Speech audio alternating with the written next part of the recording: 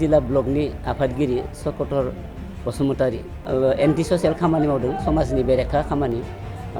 बेखौ लानानै जों बयबो गुवारै सावरायदों आरो दुखु मोननाय फोरमायदों आरो जोबथारनायाव जों बेखौनो थांखि लादोंदि जोङो बिथांखौ सालबारि ब्लक UPPL निफ्राय बिथांखौ बोख्लायनाय जायो समाज बेरेखा खामानि मावगोन बिथांमोनखौ जों इयुनावबो जोङो बिदिनो एक्सन लागोन बड'लेण्ड बुब्लि आरो बर' खौरां बिथांमोननि गेजेरजों आं जोंनि नैबे बेनि प्रेस मिट लानायखौ आं बुंनो सानदों जोंनि सालबारि जिल्ला UPPL आ दिनै मोनसे गोनांथार जथुमा जादों बेनि ओंथिया जाहैबाय मैयायो सालबारि जिल्ला ब्लकनि आफादगिरि सकटर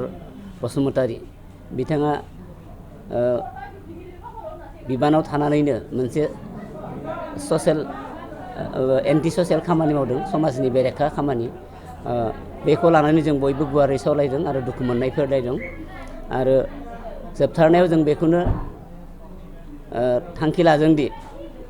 जोङो बिथांखौ सालबारि ब्लक UPPL निफ्राय बिथांखौ बोख्लायनाय जायो डिसिप्लिनारि एक्सन महरै आरो गासैबो जिल्ला ब्लक आरो प्राइमारि जों गासैबो खौसेथि जानानै इयुनाव जों खामानि मावनो जोङो थांखि लायो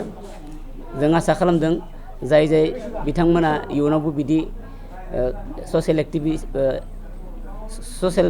समाज बेरेखा खामानि मावगोन बिथांमोनखौ जों इयुनावबो जोङो बिदिनो एक्सन लागोन आरो जोङो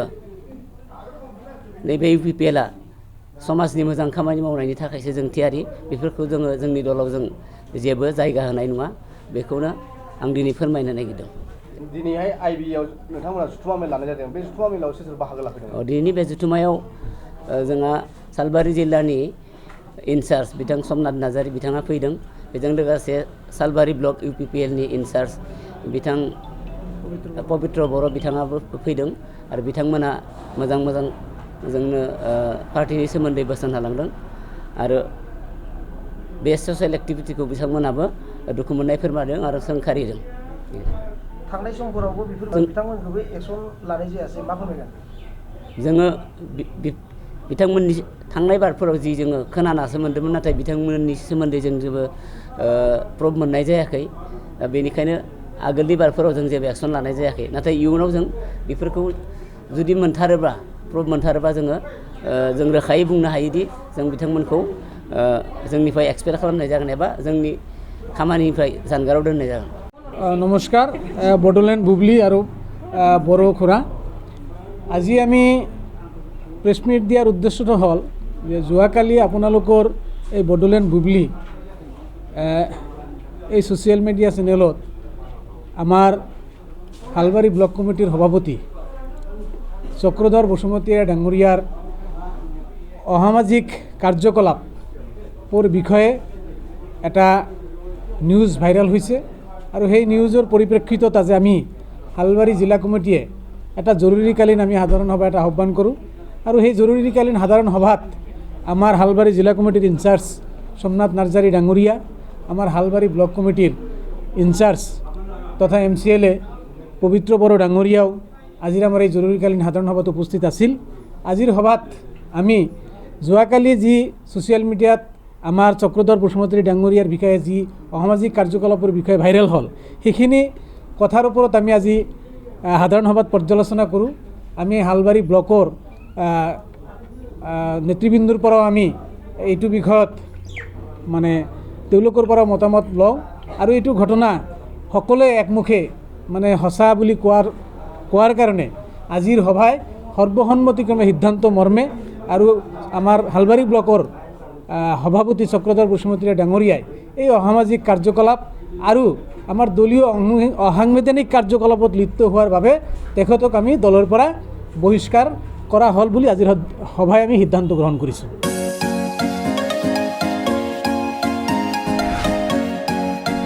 BA BSc हाबनो फरायसाफोरनि थाखाय गोनां फोसावथाय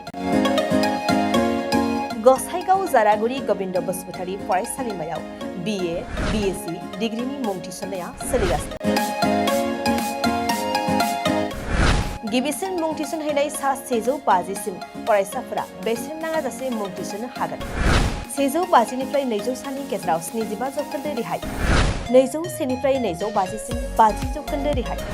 आरो 251निफ्राय 600नि गेजेराव मुं थिसननायनि रांखौ 25% रेहाय होनाय जागोन। जारागुरि गोविन्द बसुमतारी फरायसालिमाया बड'लेण्ड मुलुगसोलोंसालिजों गनायथि होजानाय गुनगोनां फोरोंगिरिफोरजों लोगोसे फरायसाफोरनि गाहाम सुबिदा गोनां फरायसालिमा। बड', इंराजि, Assamese, political science, history, economics, education, philosophy, sociology, geography आरो मेथ्स आयदाफोरखौ लानानै फरायसाफोरा बे फरायसालिमायाव फरायनो हागोन। लोगोसेयैनो फरायसाफोरा लाइब्रेरिनि सुबिदा, extra curricular activities, career counselling, सांग्रांथियारि हाबाफारि, रिविजन क्लास, लोगोसे स्पोकेन इंग्लिश, सेल्फ डिफेन्स आरो कम्पिउटारनि उफ्रा सोलोंथाइबो लानो हागोन। गोनो गोथो मोनदोंब्ला दानो